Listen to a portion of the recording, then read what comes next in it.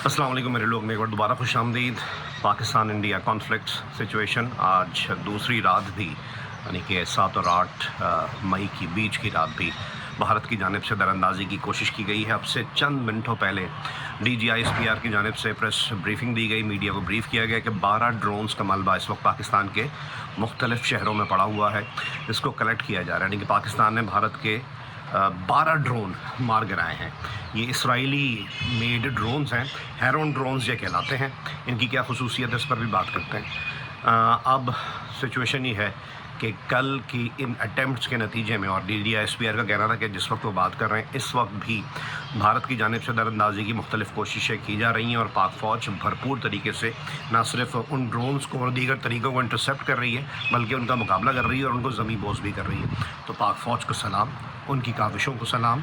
और इस वक्त जो सिचुएशन है, कैजुअल्टीज़ की अगर बात की जाए तो तकरीबन 32 पाकिस्तानी इन 2 रातों में भारत के बुज़दिलाना हमले के नतीजे में 32 पाकिस्तानी शहरी जाँ बहक हो चुके हैं। ज़ख्मियों की तादाद तकरीबन 57 के करीब बताई जा रही है।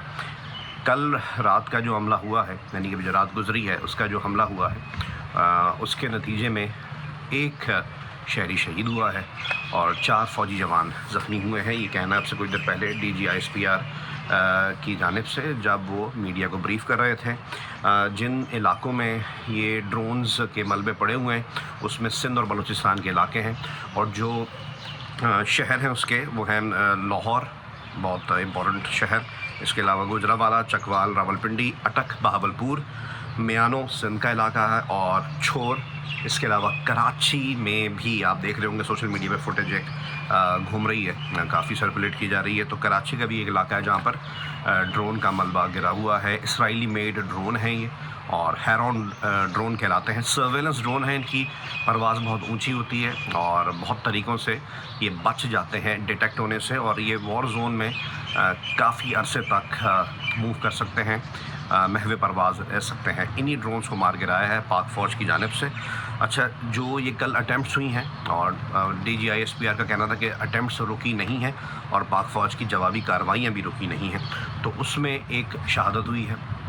एक शहरी जो ज़ख्मी हुआ है वो सिंध के इलाके में हुआ है, और इसके नतीजे में 4 फ़ौजी ज़ख्मी भी हुए हैं। ये जो 4 फ़ौजी ज़ख्मी हुए हैं वो लाहौर में हुए हैं। उनके ज़ख्मी होने की वजह ये है कि ये ड्रोन्स ये अपना कोई काम कर पाते, इससे पहले इनको मार गिराया गया। लेकिन एक ड्रोन ऐसा था जो लाहौर के ऊपर गर्दिश कर रहा था, लाहौर के ऊपर परवाज़ कर रहा था, और उसने एक मिलिट्री इंस्टॉलेशन को, एज़ पर DGISPR, कोट कर रहा हूँ मैं उनको, कि DGISPR ने अब से कुछ देर पहले प्रेस कॉन्फ्रेंस में कहा 8 मई 2025 की, कि एक फ़ौजी इंस्टॉलेशन को भारतीय ड्रोन ने निशाना बनाया। उसके नतीजे में 4 फ़ौजी जवान हमारे ज़ख्मी हुए हैं। तो इस तरीके से टोटल कैजुअल्टीज़ हो चुकी है 32, और इसमें बच्चे, बूढ़े, हमारे आम शहरी, इनकी बड़ी तादाद शामिल है। और ये नुकसान हुआ है अभी तक, इसी वजह से कहते हैं कि ये कॉन्फ्लिक्ट किसी के भी हक़ में नहीं है। भारत भी अपनी तरफ से दावे कर रहा है, और ऐसी सूरत हाल में पाकिस्तान की तरफ से क्या रिस्पॉन्स आना चाहिए, वो बहुत मुहतात रिस्पॉन्स है। आपने अभी इन मुख्तलिफ़ इंटरव्यूज़ में भी पाकिस्तान की जानिब से लोग जा रहे हैं एज अ गेस्ट, और वहाँ पर पाकिस्तान की सिचुएशन को डिफेंड कर रहे हैं। ऐसा लग ये रहा है कि पाकिस्तान से हट के इंटरनेशनल मीडिया हो, इंडियन मीडिया हो, पाकिस्तानी सियासतदान जो उस वक्त मुल्क से बाहर हैं, पाकिस्तानी तज्ज़ियाकार जो उस वक्त मुल्क से बाहर हैं, वो मुल्क दुश्मनी, किसी भी शख्स की परस्तिश में, मैं तो परस्तिश ही कहूँगा, अंधी तकलीद में पाकिस्तान के ख़िलाफ़ गेम बनाने की कोशिश कर रहे हैं। प्रोवोक किया जा रहा है कि जी पाकिस्तान, इंडिया में जाके मिसाइल मारे जाएँ। ये किसी भी सूरत में किसी के भी हक़ में नहीं होगा। ये एक तरीके से तबाही को मज़ीद दावत देने के मुतरादिफ़ होगा, और इसकी हालिया मिसाल, हालिया शक्ल आपने देखनी है तो हमास की प्रोवोकेशन के बाद गाज़ा की सूरत हाल आप देख सकते हैं। तो हमारी दुआ ये है कि जल्द से जल्द ये सिचुएशन सेटल हो। जिन लोगों का जानों का ज़िया हुआ है वो तो वापस नहीं हो सकता, लेकिन उम्मीद और दुआ ये क्या की जा सकती है कि मामलात अमन की तरफ बढ़े। मोदी को भी इस वक्त खुश करने के लिए भारतीय फ़ौज जो कत्लेआम कर रही है, ख़ित्ते में जो एक बड़ी जंग को हवा देने की कोशिश कर रही है, तो इसका फ़ायदा मोदी सरकार को भी नहीं होगा। तो इसका ख़्याल भारतीय फ़ौज को भी करना चाहिए कि आपका ज़मीर जो है, आप आम शहरियों को निशाना बना रहे हैं।